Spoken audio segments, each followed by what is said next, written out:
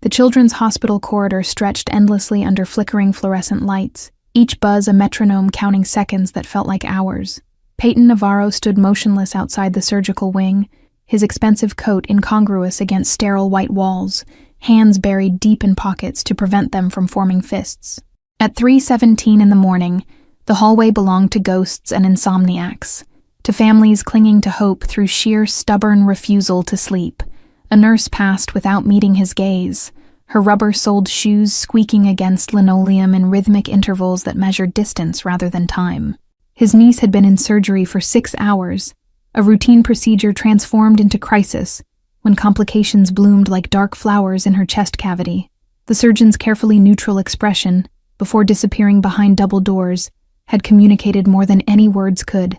The sound reached him before the vision did, bare feet padding against cold floor with determined purpose rather than aimless wandering. A small figure emerged from the shadowed alcove near the nursing station, dragging a thin hospital blanket that trailed behind like ceremonial robes. The boy moved with peculiar confidence for someone so young, as though the darkness held no mysteries he hadn't already catalogued. Peyton registered details automatically.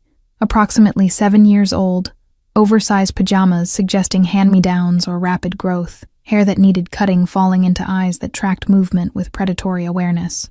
The hospital's heating system hummed through overhead vents, pushing stale air that carried antiseptic undertones mixed with something sweeter.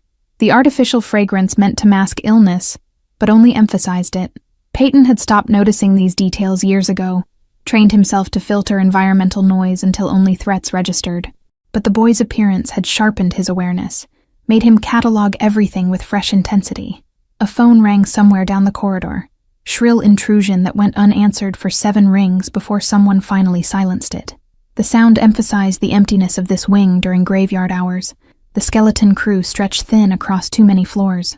Peyton wondered how often Emmett wandered these halls, how many nurses recognized him as regular fixture rather than concerning anomaly.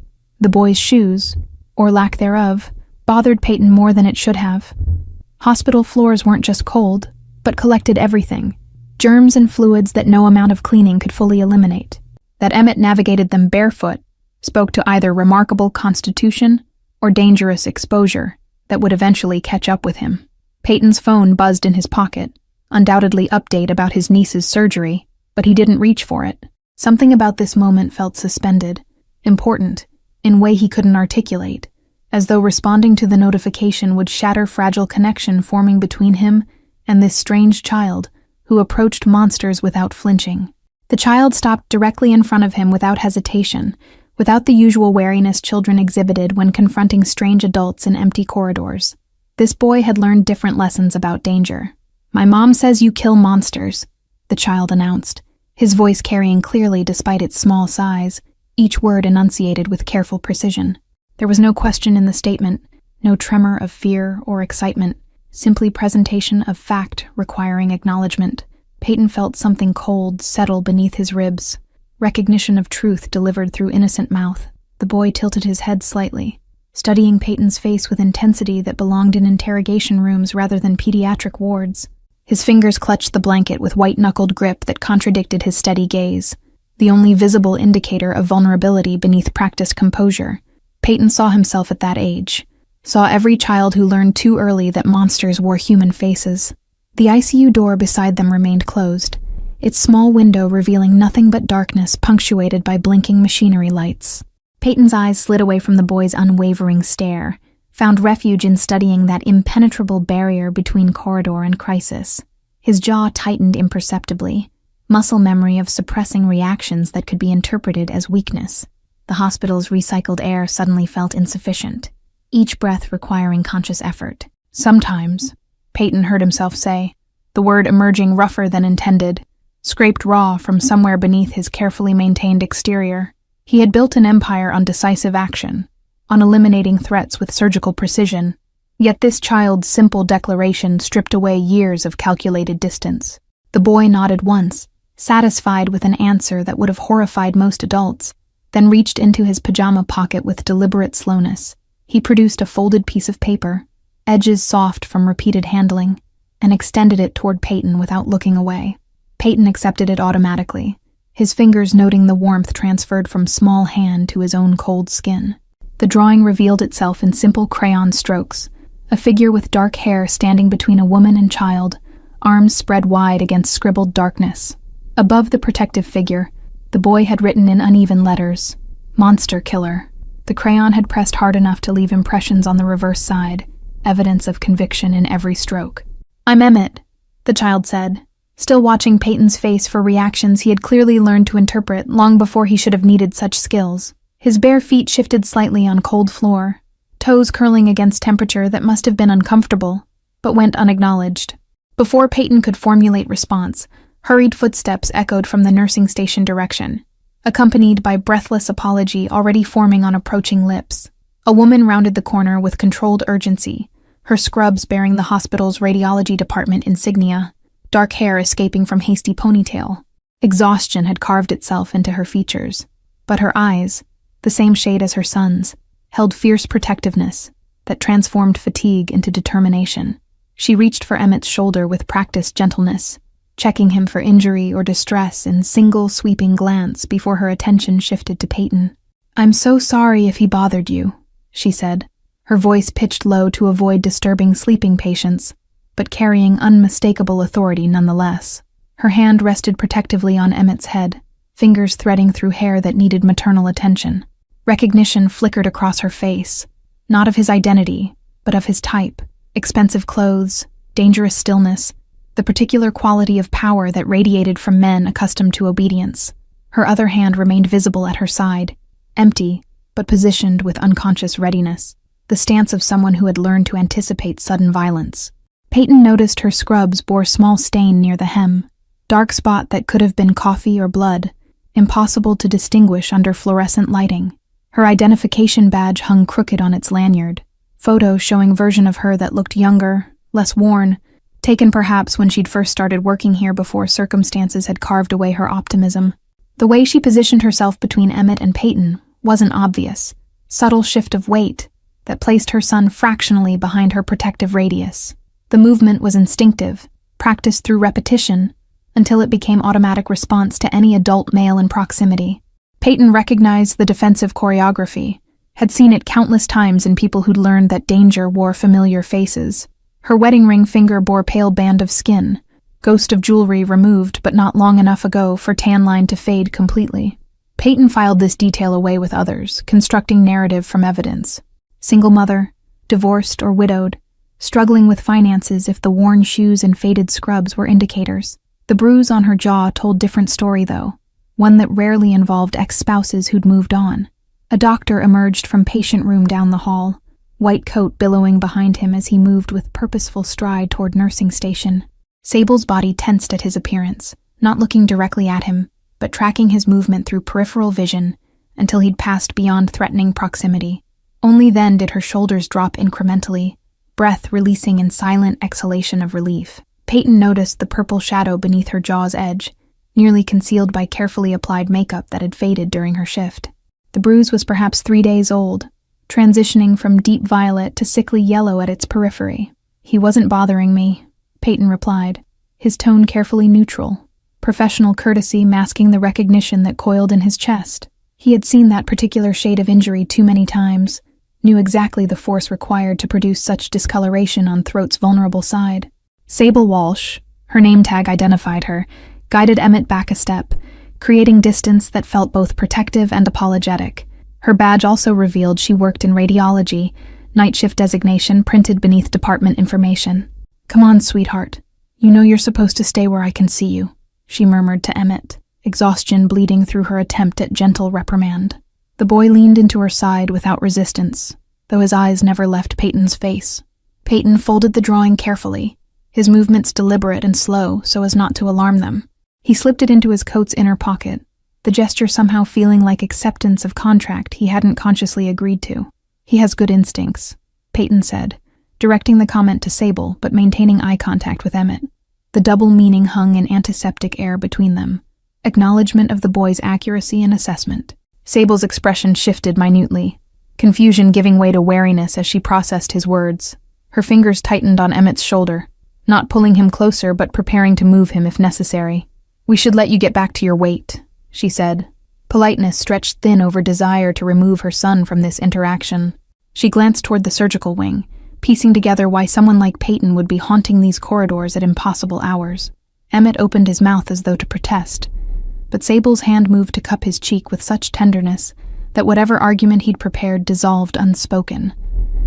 The gesture revealed another bruise on her wrist, ring-shaped and distinct, the kind left by fingers that had gripped with intent to control rather than support. "Mom works until 7, Emmett informed Peyton with same matter-of-fact tone he'd used for his earlier declaration. The statement carried layers of meaning, explanation for his presence, justification for his wandering, perhaps invitation masked as simple fact. Sable's face colored slightly at her son's revelation, embarrassment at having their circumstances exposed to stranger mixing with resigned acceptance that Emmett had never learned proper boundaries between private and public information. Children who grew up in war zones didn't understand peacetime protocols. "The radiology department is short-staffed," she explained unnecessarily, defensive instinct triggered by judgment she anticipated, but Peyton hadn't expressed. Her free hand moved to adjust her ponytail, nervous gesture that drew attention to tremor in her fingers. Peyton noted the coffee stains on her scrubs, the worn soles of shoes designed for 12-hour shifts stretched to 16. He recognized the particular exhaustion of someone working multiple jobs, the hollow-eyed determination of parent with no safety net beneath their tightrope walk. "He can wait in the family room," Sable continued, though her tone suggested this was established pattern rather than special arrangement. "There's a volunteer who checks on kids throughout the night, makes sure they're safe." The word safe landed with ironic weight, given the bruises that told stories of home where safety was negotiable concept at best. Emmett's earlier assessment of Peyton as monster killer suddenly acquired additional dimensions. The boy was conducting reconnaissance, identifying potential allies in war he shouldn't have to fight.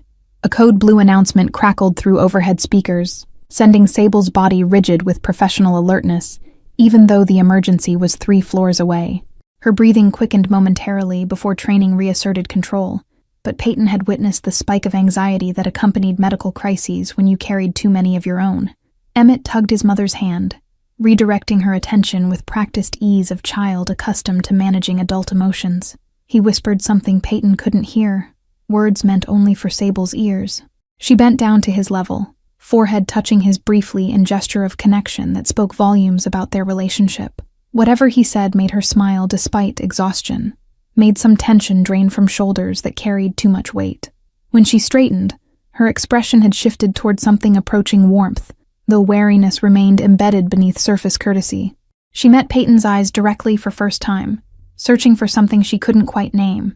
"Thank you for being kind to him," she said simply, the words carrying more significance than their surface meaning suggested. In her world, adult men who didn't dismiss or threaten her son were apparently rare enough to warrant gratitude. Peyton inclined his head slightly, accepting her thanks without verbal response. He understood that some acknowledgments required no elaboration, that sometimes presence alone communicated more than language could contain. Sable guided Emmett back toward the nursing station, but the boy glanced over his shoulder twice, checking to ensure Peyton remained where they'd left him. The second look held question, or perhaps promise, of future encounter. Peyton returned his attention to the surgical wing doors, to the waiting that had briefly been interrupted by small boy with dangerous perception. But something had shifted in the quality of his vigil, purpose crystallizing around edges of concern that had been formless before. He pulled out his phone, scrolling through contacts until he found the name he needed. 3 rings before answer. Voice on other end alert, despite hour suggesting its owner never truly slept. "I need information on someone," Peyton said without preamble, his tone conveying urgency that required no explanation to man who had served him for 15 years. He provided Sable Walsh's name, her department, the shift she worked. The person on phone's end asked no questions, requested no justification. In Peyton's world, curiosity was luxury reserved for those without bills to pay, and loyalty was currency more valuable than discretion.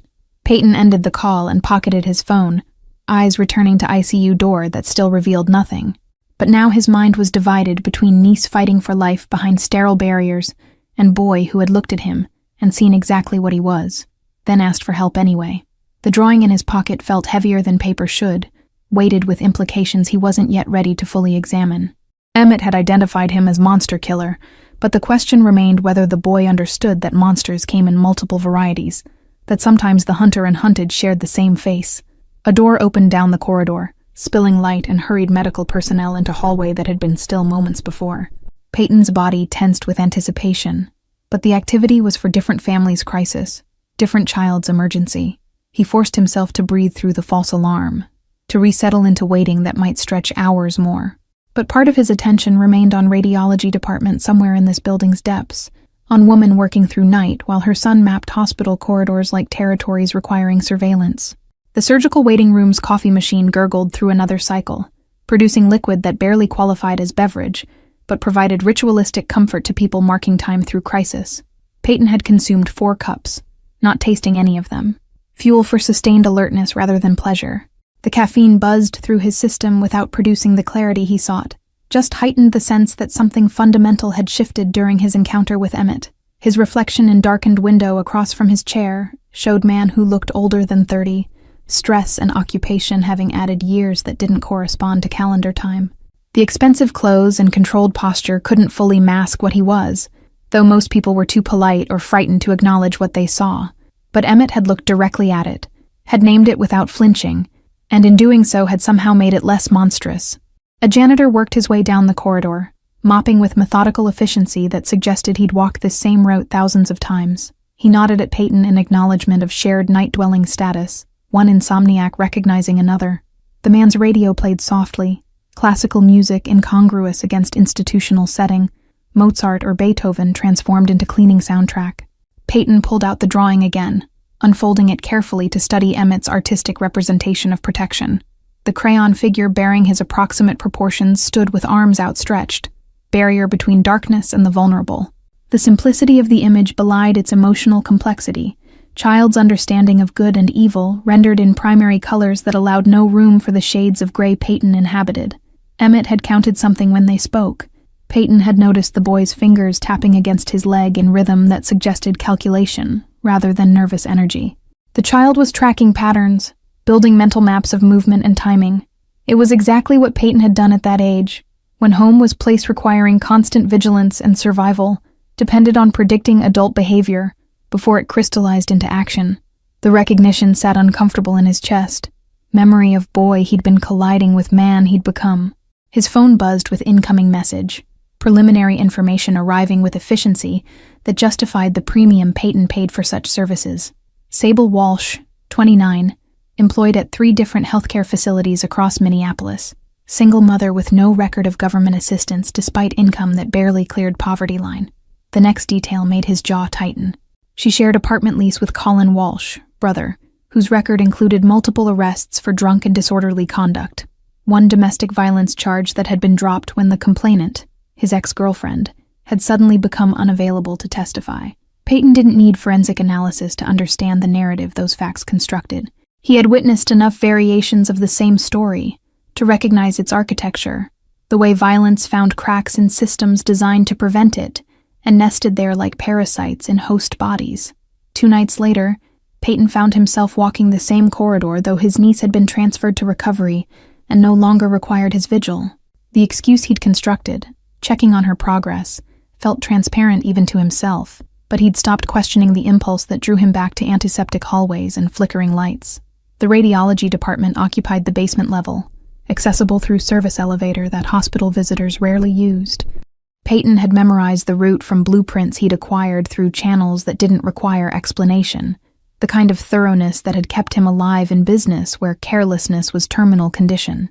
He positioned himself near the vending machines across from the department's entrance, far enough to avoid suspicion, but close enough to observe. At 2:47, Sable emerged carrying stack of imaging films, her movements efficient despite exhaustion that radiated from her frame like heat from overworked engine. She moved to the reading room visible through interior windows, settling at lightbox with posture that suggested this was her 100th film of the night, rather than her 10th. The blue-white glow illuminated her face from below, casting shadows that aged her beyond her years. Peyton watched her work with focus that excluded everything beyond the images before her, professional competence evident in how quickly she processed each scan. Her fingers traced patterns on the films, identifying anomalies invisible to untrained eyes, translating shadow and light into diagnostic information that would determine treatment courses. A doctor entered the reading room, his body language demanding immediate attention despite Sable's obvious concentration. She set aside her current work without protest, pulling up different images on the computer screen to address his inquiry with patience that suggested this interruption was routine rather than exceptional. Through the observation window, Peyton watched the doctor's hand gesture toward specific area of the scan, his finger coming uncomfortably close to Sable's cheek as he pointed. She leaned away slightly, movement so subtle it would be invisible to anyone not specifically watching for it, but Peyton had spent career reading body language that communicated what words concealed. The doctor either didn't notice her discomfort or didn't care, continuing his explanation with oblivious entitlement. The radiology department's walls were decorated with educational posters showing skeletal system, proper positioning techniques, radiation safety protocols. One poster had begun peeling at corner, curling away from wall to reveal older advertisement beneath, archaeological layers of institutional history. The dated decor suggested budget constraints, equipment maintained through necessity rather than upgraded through surplus funding. A technician passed through the corridor carrying portable X-ray machine, its wheels squeaking with rhythm that marked her progress. She glanced at Peyton with curiosity but didn't slow, accustomed perhaps to family members keeping vigil in unusual locations. The hospital existed in constant state of controlled chaos, too much happening simultaneously for anyone to question one more person occupying liminal space. Sable's desk held personal touches that humanized the clinical workspace. Photograph of Emmett at younger age, his smile unguarded in way it no longer was, and small succulent plant that had somehow survived despite fluorescent lighting. Coffee mug bore message in faded letters, something about radiologists seeing through problems, workplace humor that probably provided minimal comfort during 16-hour shifts. The doctor leaned too close as he examined the screen, his hand resting on the back of her chair in gesture that blurred professional and personal boundaries. Sable's shoulders tensed almost imperceptibly, but she maintained her explanation without acknowledging the invasion of space. Peyton's hands curled into fists inside his pockets, recognizing the power dynamic that played out in small violations disguised as collegiality. The doctor's behavior carried casual entitlement of someone who knew complaints would cost the complainant more than the offender. When the doctor finally left, Sable remained motionless for 3 full breaths before returning to her abandoned work. She pressed fingertips against her temples briefly, self-administered pressure point therapy for headache that probably hadn't left her in days. Peyton's phone vibrated with message from his contact. Colin Walsh's schedule tracked, pattern of behavior documented, vulnerabilities identified. The information arrived as cold data points, but Peyton translated them into narrative of man who drank himself into rage with predictable regularity, who had been fired from 2 jobs in past year for showing up intoxicated. The family room where Emmett waited was on the 2nd floor, Peyton discovered after consulting the directory. He took the stairs rather than elevator, needing the physical activity to channel energy that had nowhere productive to go. The room was empty except for Emmett, curled in corner chair with borrowed blanket, eyes tracking the doorway with alertness that should have been impossible given the hour. The boy straightened when he recognized Peyton, surprise flickering across his features before settling into something approaching satisfaction. "You came back," Emmett stated, no question in his tone, just confirmation of expectation that had apparently been met. He set aside the book he'd been holding, medical journal far too advanced for his age, probably taken from waiting room rack out of boredom rather than comprehension. Peyton crossed the room slowly, giving the boy time to reassess his earlier judgment, to recognize potential danger in inviting monsters into already complicated situations. But Emmett watched his approach with steady gaze that suggested fear had been conditioned out of him through repeated exposure to greater threats. "Your mom's working," Peyton said, the observation serving as explanation for his presence, though both of them understood it was inadequate justification. He lowered himself into chair adjacent to Emmett's, maintaining distance that respected the boy's autonomy while accepting implied invitation. Emmett nodded, pulling his blanket tighter around thin shoulders that bore too much responsibility. His feet still didn't reach the floor when he sat back, reminder of how young he actually was beneath the premature gravity. "She works a lot," Emmett offered, the statement carrying neither complaint nor pride, simply acceptance of reality that governed his existence. His eyes held question he hadn't yet formulated into words, assessment of whether Peyton could be trusted with information that might make things better or catastrophically worse. Peyton recognized the calculation happening behind those watchful eyes. the child's internal debate about risk versus potential reward. He'd conducted identical assessments countless times, though his stakes had involved criminal empires rather than domestic survival. The volunteer didn't show tonight, Emmett continued, filling silence with information that explained his solitude. She called in sick. Mom said I had to stay here anyway, that the nurses would check on me. The casual mention of negligence, adult responsibility outsourced to overworked staff who had actual patients requiring attention, settled like lead in Peyton's stomach. This was how children fell through cracks wide enough to swallow them whole, how preventable tragedies became inevitable through accumulated small failures. Emmett pulled something from his pocket, another drawing, this one more detailed than the first. The crayon figures had been replaced with careful pencil work, showing apartment building with specific number of windows, fire escape positioned on left side, door marked with red X. That's where we live, Emmett explained, offering the drawing with same deliberate trust he'd extended during their first encounter. The red X marked the third-floor corner unit, accessible by fire escape that violated multiple safety codes based on its obvious disrepair. Peyton accepted the drawing, studying details that revealed Emmett's observational skills extended beyond reading adult moods. The boy had documented sightlines, noted the broken security camera, even indicated which neighbors kept irregular hours. Uncle Colin doesn't like when people visit, Emmett added, his tone carefully neutral but his fingers worrying the blanket's edge with increased intensity. The statement hung between them, weighted with implications about what happened when unwanted attention arrived at that red-marked door. Peyton folded the drawing with same care he'd shown the first, recognizing it for what it was. Intelligence gathered by child soldier mapping his own battlefield.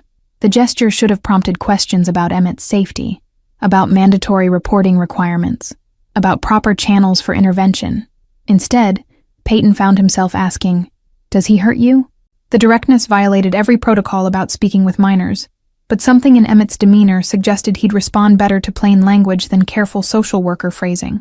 Emmett's eyes dropped to his lap, small fingers stilling their anxious movement. The silence stretched long enough that Peyton began to regret the question, but then the boy spoke with voice barely above whisper. "He doesn't hit me," Emmett said, the careful parsing of his response more damning than outright admission. The distinction between physical violence directed at him versus witnessed violence was one no child should have learned to articulate. "But he hits your mom."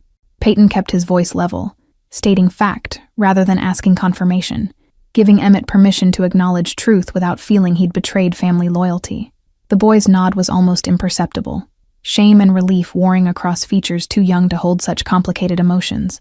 His hands gripped the blanket with white-knuckled intensity, physical manifestation of tension he couldn't otherwise express. "She says it's because he drinks," Emmett continued, reciting explanation that had probably been offered to him multiple times, justification that transformed violence into almost understandable consequence of chemical dependency. "She says he doesn't mean it." Peyton recognized the narrative, had heard variations of it from dozens of sources throughout his life. Intent became irrelevant when fists connected with flesh, when terror became daily reality, regardless of perpetrators' supposed remorse during sober intervals. "He broke plates last week," Emmett added, his voice gaining strength as details spilled out, dam breaking after holding back flood too long. "Mom cleaned it up before going to work. She cut her hand on the pieces." The image constructed itself in Peyton's mind with unwanted clarity. Sable on hands and knees gathering shards while her brother slept off his rage, preparing for shift at hospital, where she'd treat other people's injuries while ignoring her own. "Sometimes he takes her money," Emmett said, the revelation emerging with particular bitterness that suggested this violation carried weight beyond its financial impact. "She hides it now, but he finds it. He knows all her spots." Peyton's jaw tightened as the picture completed itself, the systematic control that extended beyond physical violence into economic abuse. Colin Walsh had engineered dependency, ensuring his sister couldn't accumulate resources necessary for escape. "Does your mom know you're telling me this?" Peyton asked, though he suspected he already knew the answer. Emmett's reconnaissance mission had been self-directed, child-taking initiative that adults around him had failed to provide. Emmett shook his head, fear finally crossing his features at prospect of maternal discovery. "She'd be mad. She says we don't tell people our business, that they wouldn't understand." The phrase carried echo of Colin's voice, Peyton suspected, the abuser's standard script about keeping family matters private. Isolation was weapon as effective as any physical force, cutting off potential support until victim believed she had no options beyond endurance. She's trying to save money, Emmett continued, urgency entering his tone as though he needed Peyton to understand the full context before passing judgment. For first and last month's rent somewhere else, but it's hard when he keeps taking it. The futility of Sable's strategy was obvious to adult analysis, but must have seemed like viable plan to woman trapped in circumstances that offered no good choices. Every dollar hidden and found represented hope deferred, timeline for escape extending further into uncertain future. Peyton spent the following day making calls that appeared unrelated to hospital encounters with determined child and his exhausted mother. He contacted property manager who owed him significant favor, inquired about vacant units in building far from Sable's current address, ensured certain financial arrangements could be made discreetly. The hardest part was engineering Colin Walsh's departure, without triggering the man's suspicion that his sister had orchestrated his removal. Peyton understood that abusers retaliated against perceived betrayal with escalated violence. That intervention required surgical precision to avoid making situation catastrophically worse. His contact in the oil industry owed him for previous assistance with union negotiations that had avoided costly strike.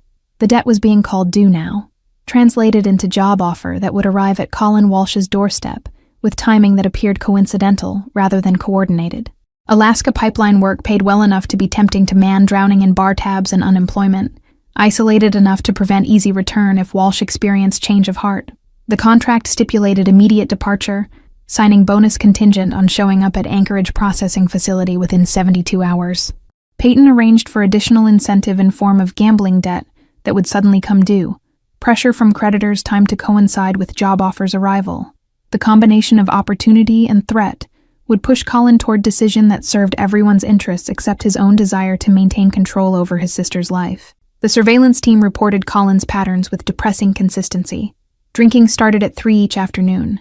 Progression from beer to whiskey following trajectory that terminated in rage or unconsciousness, depending on variables too complex to predict. Sable's shifts aligned almost perfectly with Colin's dangerous hours, her absence from apartment protecting her, but leaving her son exposed to whatever residual violence needed outlet. Peyton discovered that Emmett stayed with elderly neighbor during most volatile periods, woman in her 70s who took the boy into her apartment with regularity that suggested informal arrangement born of necessity rather than friendship. The neighbor's statement to his investigator revealed she'd called police twice in past year, both times withdrawing complaints when Sable had begged her not to press charges against her brother. The system had failed comprehensively, Peyton recognized, not through single catastrophic oversight, but through accumulated small abandonments that collectively left vulnerable people without recourse. Mandatory reporting existed in theory, but foundered on reluctance to destroy families over situations that might improve, optimism bias that gambled children's safety against adults' potential for change. On the 4th night after his conversation with Emmett, Peyton returned to the hospital with purpose beyond observation. He carried envelope containing information Sable would need. Lease agreement for apartment that required no credit check. First 3 months paid by anonymous benefactor. Utilities arranged. Move-in possible immediately. He also carried burner phone programmed with single number she could call if Colin attempted contact after his departure, if the situation deteriorated beyond Peyton's careful planning. The phone represented crossing line he'd maintained throughout his career, personal involvement that contradicted every principle about keeping business and sentiment separate. Sable emerged from radiology at 3:17, precise timing that spoke to either coincidence or rhythm so regular it could be predicted. She startled when she saw Peyton waiting near the elevator bank, recognition and wariness competing across features drawn with exhaustion. "Mr. Navarro," she said, remembering his name from badge he'd deliberately left visible during their first encounter. Information gathering that had worked in both directions. Her hand moved instinctively to her throat, covering bruise that had darkened since he'd last seen her. "I need to speak with you," Peyton said, his tone leaving no room for polite refusal, but carefully avoiding threat that might trigger defensive flight response. He gestured toward empty consultation room whose door stood ajar, offering privacy without isolation that might feel dangerous. Sable hesitated, internal debate visible in how her weight shifted between feet, in how her eyes darted toward stairwell that represented escape route. But exhaustion won over caution, or perhaps curiosity about why dangerous man kept appearing in her life outweighed her sense of self-preservation. She preceded him into the room, maintaining distance that put furniture between them, positioning herself with back to wall rather than window. The defensive tactics were so ingrained she probably didn't recognize she was employing them, survival instincts operating below conscious awareness. Peyton placed the envelope on table between them, not extending it directly in a way that might seem coercive. "Your son came to me because he recognized something he shouldn't have been able to identify," he began, choosing words carefully to acknowledge Emmett's precocity without criticizing Sable's parenting. Her face paled, fear and mortification warring for dominance as she realized what Emmett must have revealed. Her hands pressed flat against the wall behind her, preparing to push off if she needed to run. "He's scared," Peyton continued, keeping his voice level and his body language non-threatening, despite urgency he felt to convey how serious the situation had become. "Not of me. Of going home." Sable's eyes squeezed shut, single tear tracking down her cheek before she could prevent it.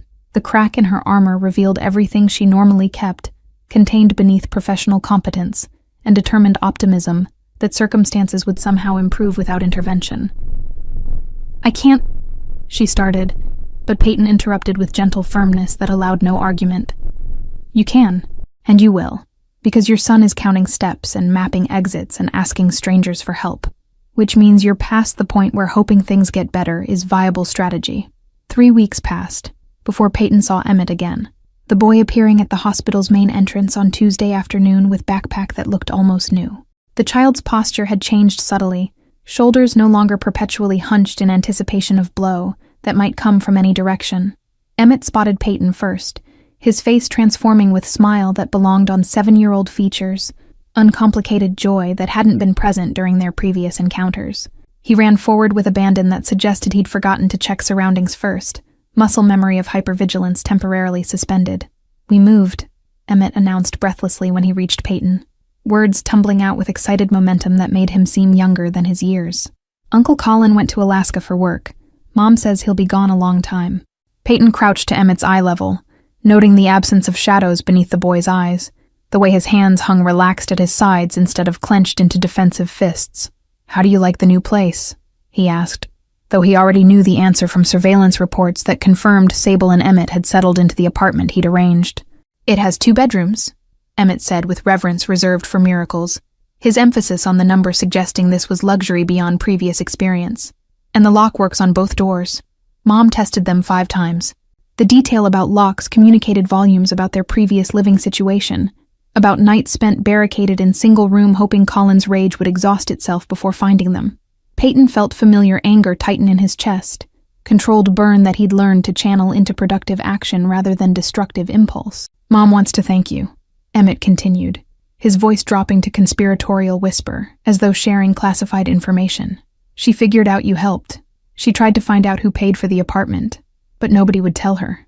Peyton had ensured the paper trail led nowhere traceable, shell companies within shell companies obscuring his involvement with thoroughness that bordered on paranoid, not because he feared exposure, but because he understood Sable's pride would struggle with accepting charity from dangerous stranger. "She made extra food tonight," Emmett added, the invitation implicit in his statement, hope evident in how he watched Peyton's face for reaction. "She said if I saw you, I should invite you, if you want to come." The offer caught Peyton off guard, not because it was unexpected, but because it represented trust he hadn't realized he'd been seeking. Sable was opening door to her new sanctuary, allowing Monster Killer into space she'd fought so hard to make safe. "What time?" Peyton asked, making decision that probably contradicted every principle about maintaining distance from people whose lives he'd influenced. But Emmett's answering grin demolished any reservations, pure happiness that justified the boundary violation. 6 o'clock, Emmett said, then proceeded to give detailed directions that included landmarks, cross streets, and parking availability. Information delivered with precision that spoke to how thoroughly he'd studied their new neighborhood. "Building's blue. We're in 3B now. The B stands for better, Mom says." Peyton arrived at 5:57, punctuality that reflected his inability to be casually late for anything, especially invitations that felt more significant than simple dinner. The building was modest but well-maintained. Security system functional. Lobby clean in way that suggested management actually cared about tenant quality of life. Apartment 3B's door opened before he could knock, Emmett having apparently been watching through peephole for his arrival. The boy stepped back to allow entry, his excitement barely contained as he gestured toward small living room that held mismatched furniture, but radiated sense of safety, absent from previous dwelling. Sable emerged from kitchen wiping hands on towel, her expression complicated mixture of gratitude, embarrassment, and determination. She'd changed from scrubs into simple dress that suggested she'd considered this dinner significant enough to warrant effort beyond casual comfort. "Thank you for coming," she said, the formal politeness masking deeper emotion that showed in how her fingers worried the towel's edge. "And thank you for everything else. I know it was you, even though you covered your tracks well." Peyton nodded acknowledgement without offering explanation or denial, understanding that some gifts became poisoned by excessive examination. "You did the hard part," he said instead, redirecting credit in a way that honored her courage while accepting his role. The dinner was simple, but prepared with care that elevated modest ingredients into something that felt ceremonial. They ate at small table barely large enough for three, Emmett chattering about his new school with enthusiasm that filled silences adults might have found awkward. Sable watched her son with expression that carried relief so profound it was almost painful to witness. Mother seeing child recover innocence she'd feared was permanently lost. Her eyes met Peyton's across the table periodically, questions forming and dissolving unasked.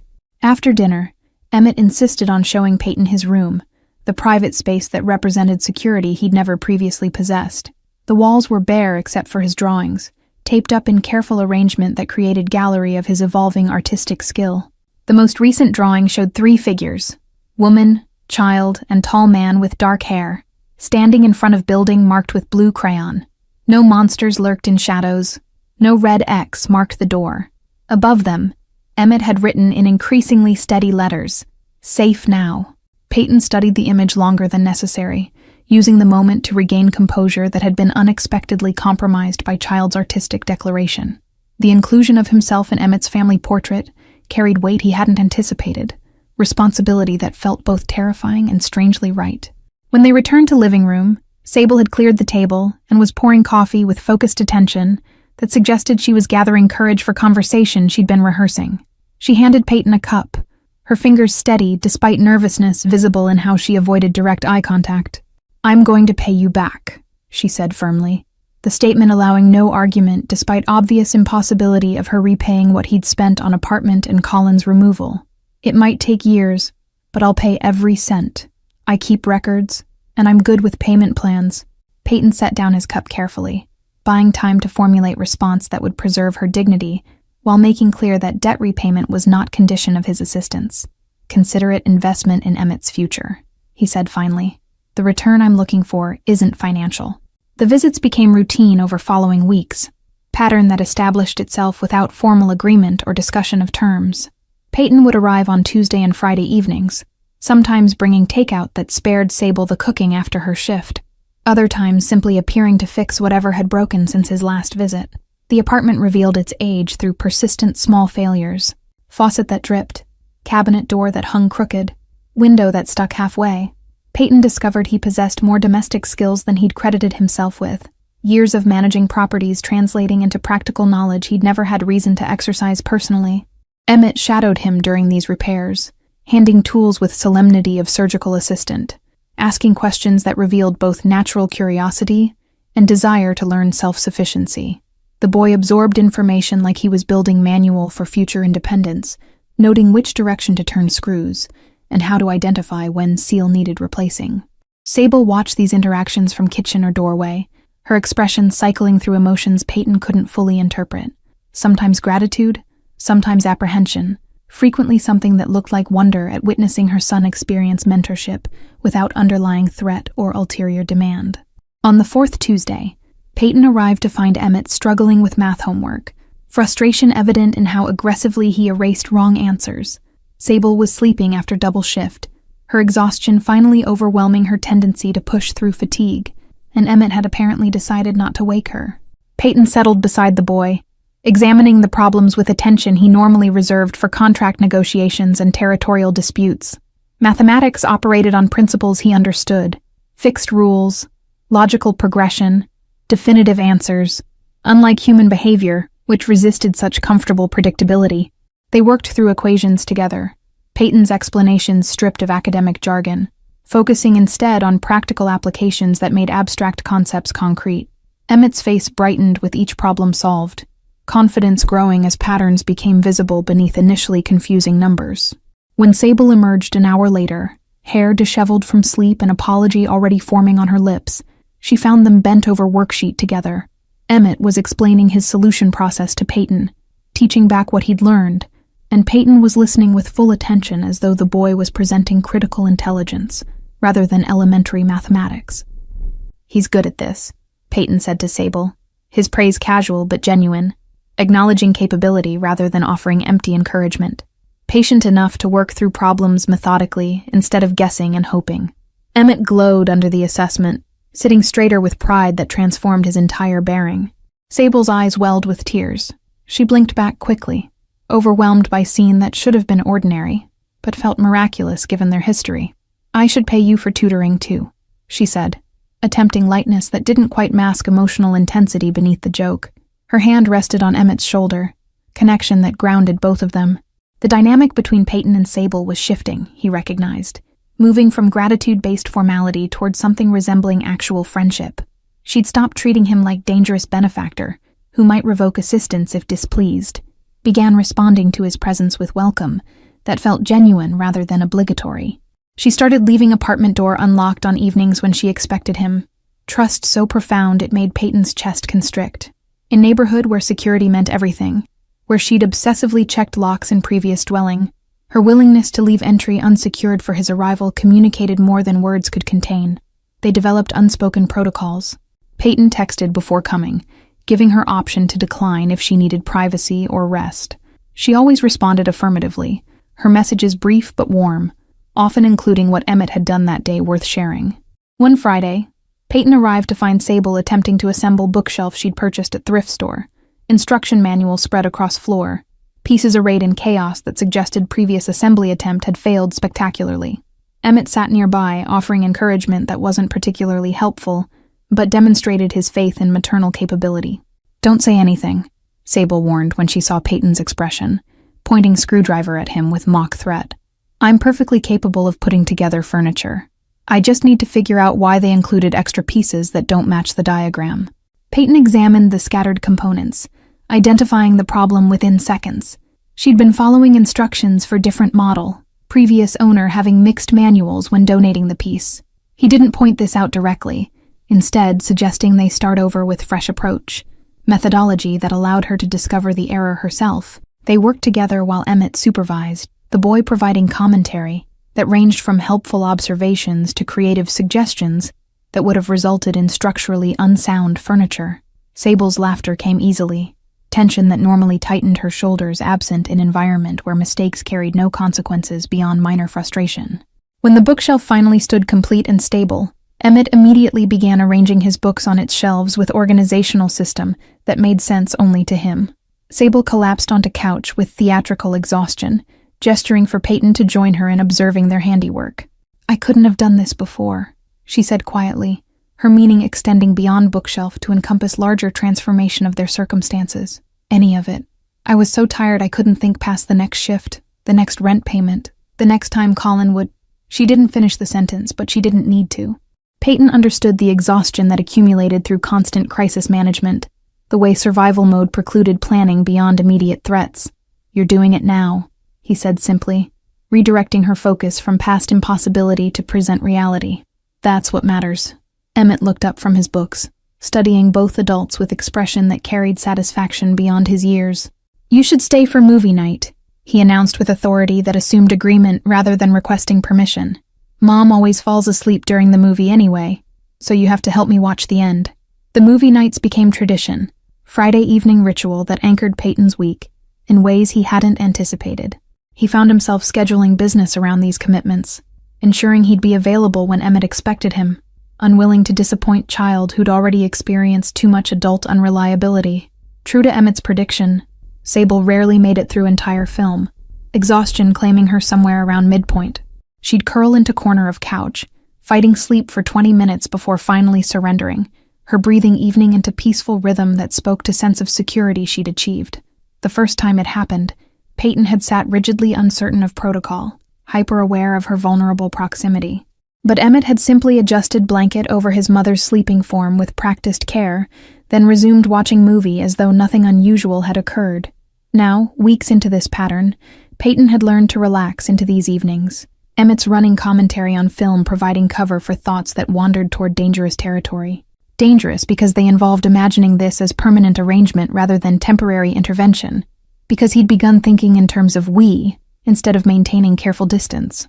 On a Tuesday evening in early November, Peyton arrived to find Emmett unusually subdued, his typical enthusiasm replaced with something approaching anxiety.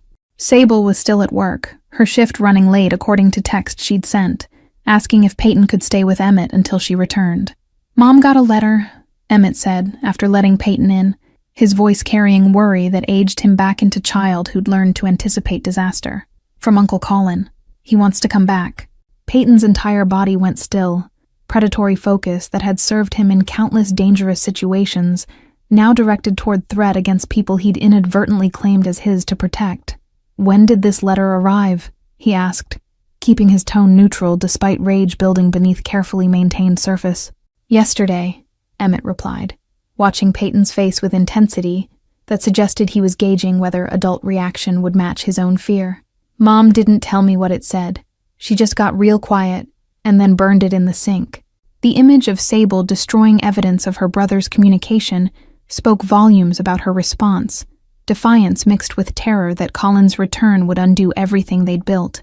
Peyton's mind was already working through logistics, contingencies, ways to ensure Colin Walsh remained in Alaska permanently rather than temporarily. Peyton's contacts in Alaska had already been activated, surveillance team monitoring Colin's movements and communications with efficiency that would disturb anyone who understood how thoroughly one person could be watched. The reports arrived daily. Colin's drinking had intensified in isolation, his performance at work deteriorating to point where contract termination was becoming an attractive option to his employers. The man was self-destructing on schedule, rage and alcohol consuming him from inside. The darkest part of him, the part Emmett had accurately identified, almost wanted Colin to try returning, wanted excuse to demonstrate exactly what happened to men who terrorized women and children under his protection. But the better part, the part that was learning to exist through knowing Sable and Emmett, recognized that violence would traumatize them regardless of whether it was exercised in their defense. The cleanest solution was one they never witnessed: protection operating in shadows, where it couldn't cast darkness over their carefully constructed light. "Your uncle signed a contract," Peyton said carefully, offering reassurance without making promises he might not be able to keep. "He can't just leave whenever he wants. There are penalties, financial and otherwise." Emmett nodded but didn't look convinced, his experience having taught him that rules often failed to protect vulnerable people from those willing to break them. "What if he comes anyway?" the boy asked, fear finally cracking through his attempted bravery. Peyton crouched to Emmett's level, placing hands on the boy's shoulders with grip that was firm but gentle, grounding. "Then I'll handle it," he said, the statement carrying weight of promise that extended beyond simple reassurance into vow. "He won't hurt either of you again. I guarantee it." The certainty in his tone seemed to penetrate Emmett's anxiety, the boy's shoulders relaxing incrementally as he processed adult commitment that felt trustworthy, because it came without qualifications or conditions. "Because you kill monsters," Emmett said, not quite question but seeking confirmation of earlier assessment. "Because I protect the people who matter," Peyton corrected gently, reframing the narrative in a way that acknowledged his capability for violence while redirecting its purpose toward something constructive. "And you matter. Both of you." When Sable arrived home 40 minutes later, she found them in living room, Emmett doing homework, while Peyton prepared dinner using ingredients she'd had in refrigerator. The domestic scene should have felt jarring given who Peyton was, what he did, but instead it felt natural in a way that terrified and comforted him simultaneously. Sable's eyes went immediately to Emmett, checking for signs of distress, and Peyton realized the boy must have told her about Colin's letter.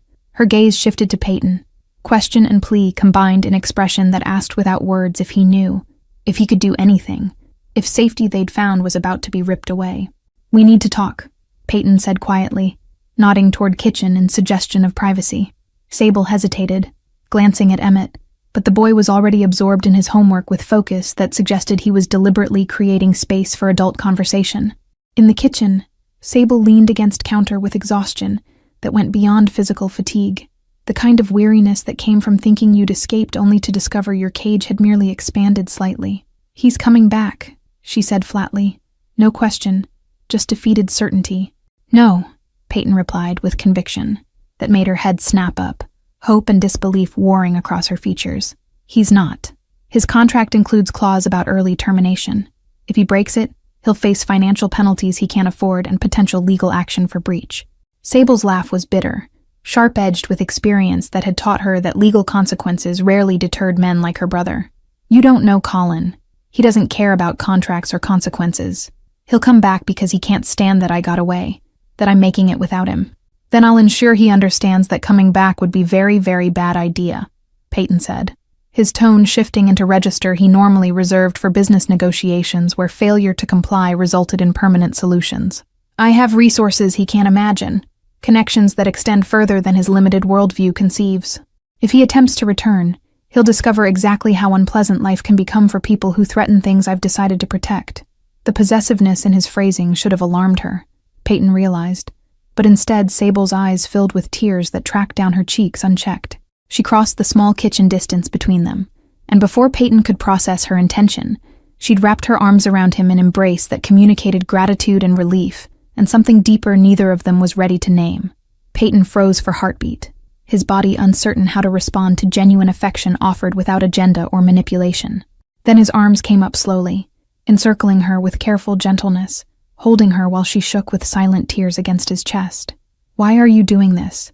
She asked when she finally pulled back, though she didn't move far, her hands still resting against his arms. You don't owe us anything. We're nothing to you. Just random people you met in a hospital. Peyton looked toward living room where Emmett was visible through doorway, the boy's head bent over his homework, crayon moving with determined strokes across paper. You're not random, he said finally, returning his attention to Sable. And you're not nothing. Emmett saw something in me that he needed, someone who could fight the monsters he couldn't. And I saw something in him that I needed. Reason to be the person who fights for someone other than himself. Understanding dawned across Sable's features, recognition that this had become important to him in ways he probably hadn't fully acknowledged to himself. You're not a monster, she said softly, her hand moving to touch his face with tenderness that made something crack in his chest. You're the person who showed up when no one else did. That's not a monster. That's just someone who's been hurt enough to recognize hurt in others. The kiss happened without conscious decision from either of them. Natural progression of proximity and emotion that had been building beneath the surface of their careful friendship. It was brief, tentative, question asking permission, more than statement declaring intent. When they separated, Emmett was standing in the doorway, his expression cycling through surprise and satisfaction, before settling on smile that suggested he'd been expecting this development. Does this mean Peyton stays forever now? He asked with 7-year-old directness that cut through adult complexity. Sable laughed through tears, looking at Peyton for answer she wasn't ready to demand. Peyton met Emmett's eyes, seeing the hope there, the fear of disappointment, the desperate wish for permanence in a world that had taught him nothing lasted. As long as you'll have me, Peyton said, the promise encompassing both of them. Commitment that terrified him less than the alternative of walking away from people who'd somehow become essential to his existence. I'm not going anywhere. Emmett ran forward, launching himself at Peyton with faith that he'd be caught, and Peyton lifted the boy automatically, feeling Sable's hand slip into his free one. They stood there in kitchen doorway, improbable family formed from trauma and intervention and choice to protect instead of destroy, and Peyton recognized that the monster inside him had finally found purpose worth serving. Thank you all for following this story. If you've enjoyed it, write in the comments from what place you're watching this story. And don't forget to like, subscribe, and share the video. Your support means everything, and helps me continue bringing you these stories. Sometimes the bravest thing we can do is ask for help, just like Emmett did. Remember that there are people who will fight your monsters if you let them.